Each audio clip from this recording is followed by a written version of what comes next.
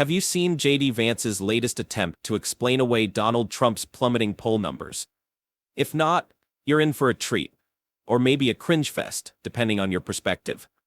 Vance is out here desperately trying to weave a narrative where the media is somehow to blame for Trump's tanking numbers, and let me tell you, it's as far-fetched as it sounds. So, what's really going on here? Why is Vance going down this path? Buckle up, because we're about to take a wild ride through the land of denial, delusion, and some good old-fashioned political desperation. JD Vance, once hailed as a bright, up-and-coming star in the Republican Party, is now finding himself in the uncomfortable position of defending the indefensible, Donald Trump's plummeting poll numbers. And what's his brilliant strategy to explain why Trump is nosediving in the polls? Blame the media, of course. It's the oldest trick in the political playbook. When the facts aren't on your side, just accuse the media of cooking the books. One of the surefire signs that you know you're losing and you have no real way to explain it away is when you're presented with information that is inconvenient to you. You say, that's the media's fault. That's all it is. And this is what we see in JD Vance's latest failed interview, this time on Fox News. As a reminder, JD is not very good at this. JD at every opportunity is either putting his foot in his mouth during an interview or during a rally. Vance's recent appearance on Fox News was nothing short of a masterclass in deflection and denial. It was the kind of performance that would make any seasoned politician proud, if only it weren't so blatantly disconnected from reality. When confronted with poll numbers showing Kamala Harris gaining ground on Donald Trump, Vance didn't even flinch. He immediately jumped into action, labeling them as fake polls designed to demoralize Trump's loyal base. It's almost like he had a script ready, because we've heard this same tired line so many times before, from Trump himself, no less. This strategy has been a cornerstone of Trump's rhetoric for years, and now Vance is dutifully following suit. But here's the thing. Just because you keep repeating something over and over doesn't make it true. The more Vance parrots this narrative, the more it feels like he's trying to convince himself rather than the public. It's like a magician who keeps insisting the trick worked, even though everyone in the audience saw the card up his sleeve. Repetition might work in advertising, but in politics, especially when the facts don't back you up, it just comes off as desperate. How does that not line up then with another poll we got out this morning, Washington Post, ABC? They're giving the vice president nationally a 4 to 5 point lead. Those are new numbers. So if you think the momentum is not swinging or your internal polls are suggesting differently, every other poll that's been released has shown great momentum in her direction. You know, Shannon, I think there are a lot of polls that actually show her stagnating and leveling off. Of course, ABC Washington Post was a wildly inaccurate pollster in the summer of 2020. And look, if you see the numbers that we're seeing and you actually talk to the American people, I feel extremely confident that we're going to be in the right place come November. We can't worry about polls. We have to run through the finish line and encourage everybody to get out there and vote. But our message is going to be very simple. If you want to get back to the peace and prosperity, the rising take-home pay, Donald Trump delivered it once and he can do it again. If you want to double down on the failed policies that have delivered higher food prices and higher housing prices, well, Kamala Harris has been vice president for 3.5 years, and I guarantee she's going to make the problem worse if the American people give her a promotion. So the thing we have to this. remember, one final point, let me just say one final point on this, Shannon, because I think it's important. Yeah. Consistently, what you've seen in 2016 and 2020 is that the media uses fake polls to drive down Republican turnout and to create dissension and conflict with Republican voters. I'm telling you, every single person who's watching this, the Trump campaign is in a very, very good spot. We're going to win this race. We just have to run through the finish line. Let's unpack this fake polls argument.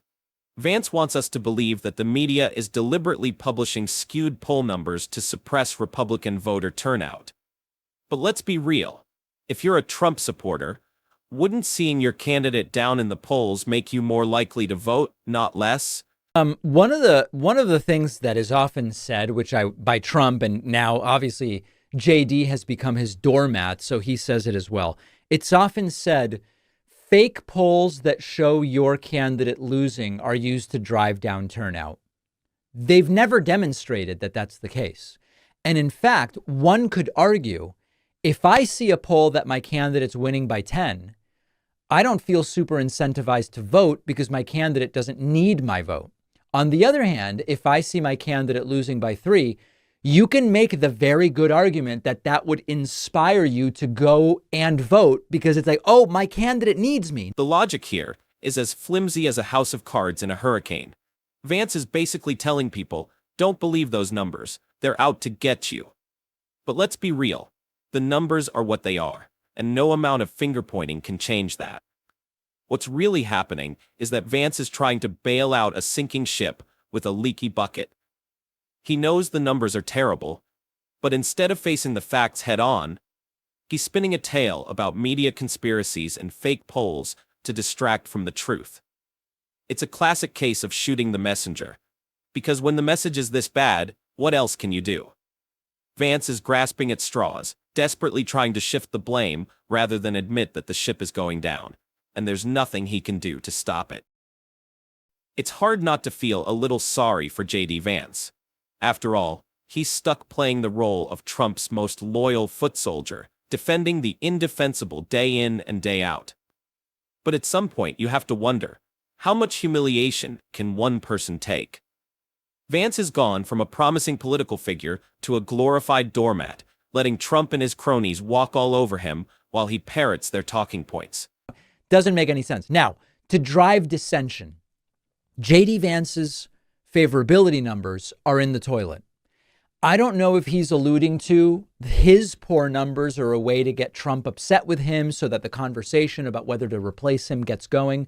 His numbers are a disaster. These are polling agencies that have been doing this for a very long time. They didn't appear in 2024 in order to create bad numbers about JD Vance. They've been doing these things more or less the same way for decades. He's got the worst numbers of any vice presidential pick. That's all.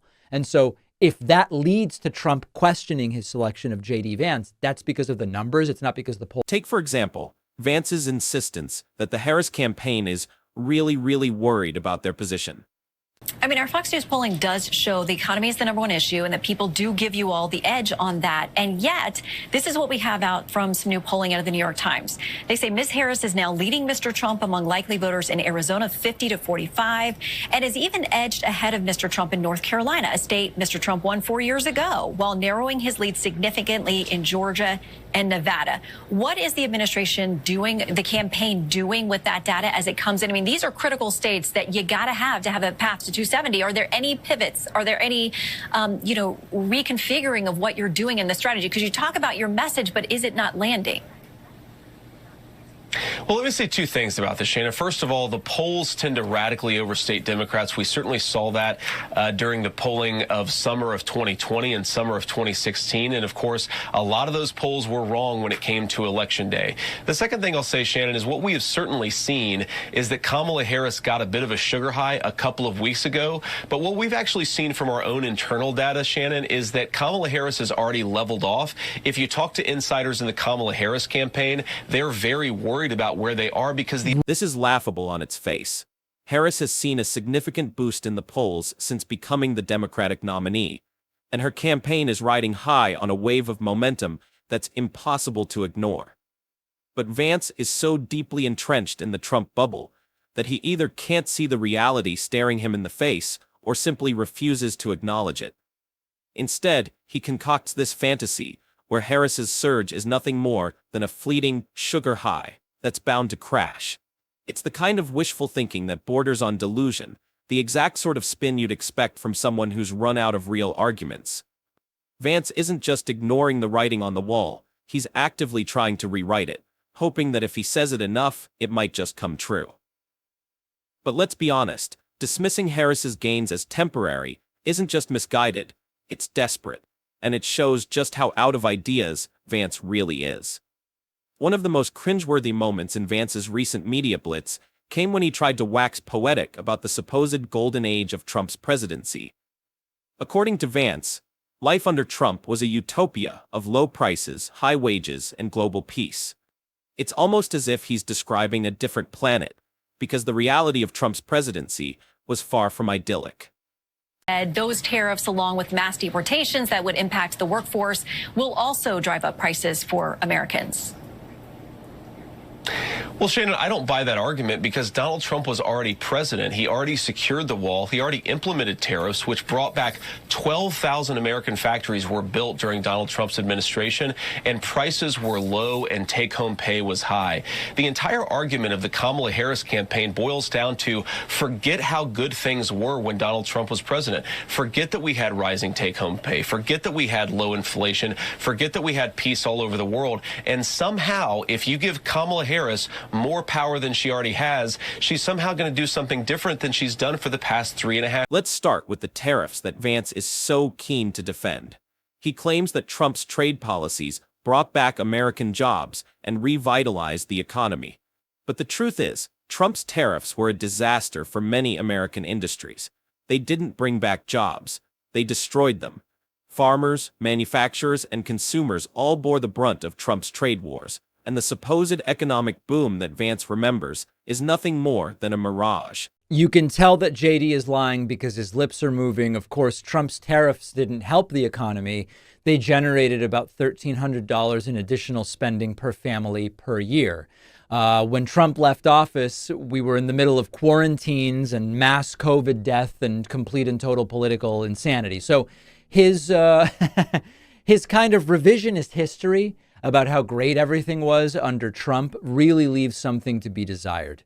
Another failed interview for JD. Then there's the small matter of Trump's handling of the COVID-19 pandemic.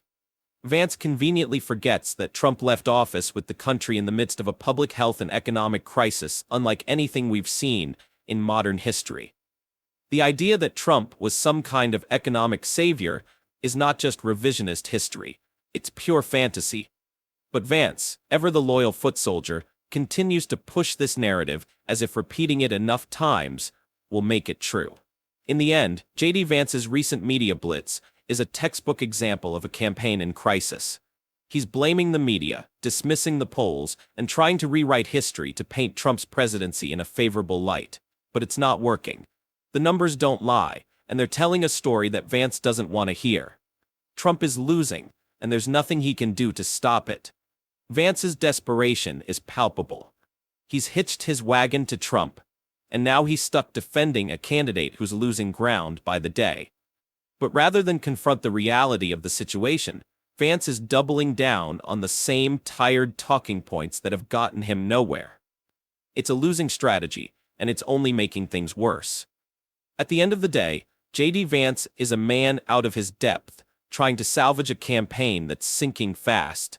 He's become little more than a mouthpiece for Trump's failing campaign, repeating the same baseless claims and ignoring the facts. It's a sad state of affairs, and it's only going to get worse as Trump's poll numbers continue to fall. Vance may not want to admit it, but the writing is on the wall.